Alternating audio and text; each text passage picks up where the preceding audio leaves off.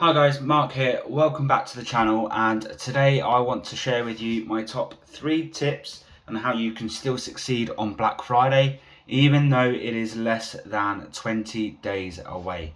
Now, it's important to note it is not too late, but the quicker you move with this, the bigger the chance you have of succeeding. Money loves speed. That is something you have always got to remember. So without further ado, let's get into it. And let's talk about our top 3 tips on how you can succeed this Black Friday. First off is your creative. Now, the creative is the video or images or whatever you are using that your audience sees on your social media, on your advertisements, etc., etc. It's basically just the visuals we talk about. Now, there are a couple of key points that I want to mention with your creatives. First off, they need to be clear and they need to be professional. If you are walking around with an iPhone 4 or 5, I would suggest the camera on that is probably not good enough, and you may need to have a look at maybe upgrading your phone or even hiring in a professional photographer or videographer. There are hundreds of freelancers around the UK and around the world that are ready to go at pretty much a moment's notice, especially in today's climate as well.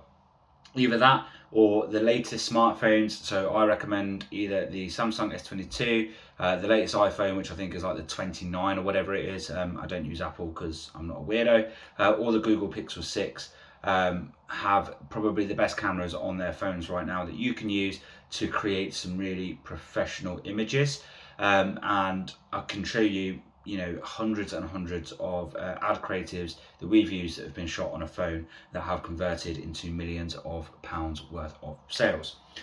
The second thing you really need to consider with your creative is the story that it tells. It needs to tell your customer exactly what it is you do, what the product is, the problems it solves for your audience, and answers any potential questions that your customer may have.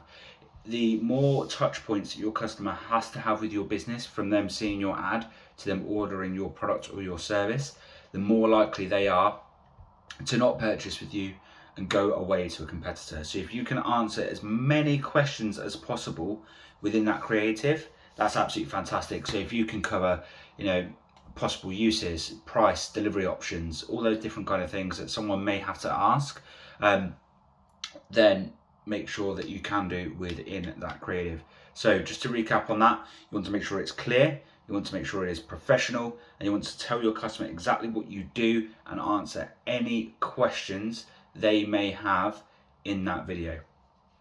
The next thing I want to talk about is your offer. Now, I've broken this down into 2 parts. Basically, what an offer is and what you're offering, and then what has worked for us strategically in the past that I think would be good for you. Now, an offer is essentially your product and how you are going to sell it to your client. So if you have, let's use a book, for example, because I have one here on my desk. If you are selling that book, and its usual price is £10, are you running an offer? So are you running 10% and free shipping? So is that book actually going to then cost £9.90 and free shipping, which would have cost maybe like £2.50, for example? So are you offering that? Are you offering buy 2 get the third 3? Are you offering bulk buy discounts? Are you offering 50% off, 60% off, 70% off even? Are you doing exclusive discounts for existing customers? Are you doing mailing list discounts? All these different kind of offers that you can vary. What has typically works best for us, and this works across e-commerce and service-based. If you're sat there watching this and going, Black Friday doesn't work for my tiling company, I can guarantee you that you're wrong. Things that work typically for us is free shipping. So if you are shipping a physical product like a book, free shipping works really, really well, and there is a massive sales psychology behind this. If you were to say, the book is say £10, but it's £4 shipping, people are like, well, I'm not paying £4 for this shipping. But if you make the book £14, but it's free shipping, they're like, oh my God, I get my shipping for free. And they are more inclined to buy into that. So free shipping is an offer that really, really works. Discounts are also amazing. So obviously Black Friday, everyone is looking for a discount. Obviously, you need to be aware of your profit margins with this. You don't want to be fucking destroying your business just so you can say, oh, we've done a 10k day on Black Friday. You want to avoid that. So if you're going to do a discount, make sure it isn't going to absolutely kill your margins. Obviously, your margins will be slightly smaller, but that is the nature of that. So discounts work really well. And for service-based businesses, making your products or your services or whatever it is you are doing inclusive of VAT. So typically, like we've just had our bathroom done, and all of that work, the labour, the materials, etc., come exclusive of VAT.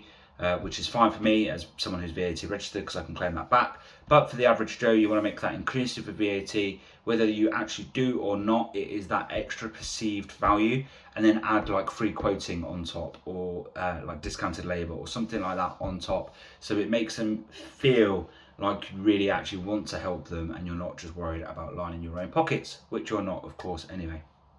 And then the last thing that you need to make sure that your Black Friday is successful as possible, I've broken down into a section that I call audiences. Now, your audiences are obviously who you are selling to, who you are targeting, etc., etc. There's 3 key things for this, and the first key thing is your tracking. As a minimum, I believe you need your Facebook pixel, and I know you need your Facebook pixel. If you are not tracking anywhere where those customers are coming from, the information that they are leaving on your site, when they are clicking off, and you know, the people who have clicked through your social media, you are only targeting that person once.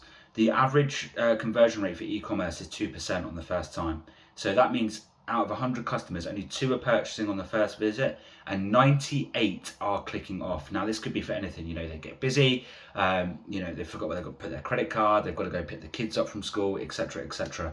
And they say they're going to come back, and, you know, a large majority of them won't. If you could tell me a product you saw online 6 months ago that you said, yes, I'm going to go back to, and you still have every intention of doing so without seeing another ad, then you are an absolute Rayman and you need to get on TV, because that is a special fucking talent, my friend. So you need to be tracking these audiences, and I'm going to come into this at my very last point. The next thing we do is we need to be filling our pipeline now. Now, running ads to fill a pipeline is very, very, very easy. We still want to be optimizing for conversions, or whatever the objective is that we are focusing on, but the majority of it is going to be sales.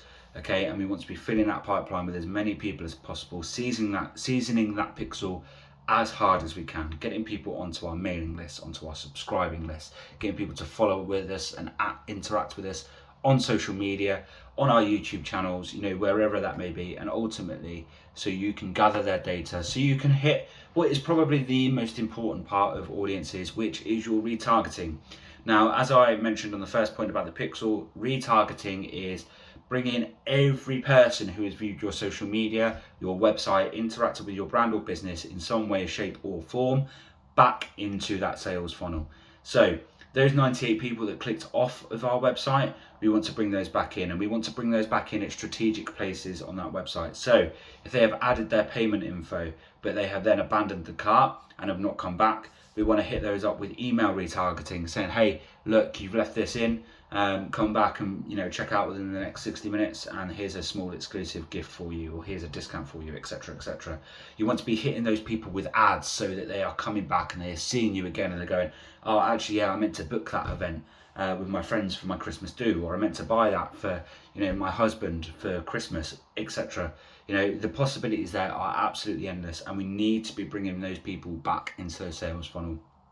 Of any sales campaigns you do, 99% of the time, your retargeting is going to be the most profitable.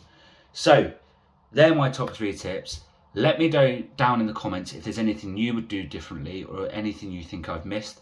If you like this video, please like and subscribe to the channel. It allows me to keep bringing you this content a couple of times a week, and I really, really hope it helps. Take care, and I'll see you in the next video.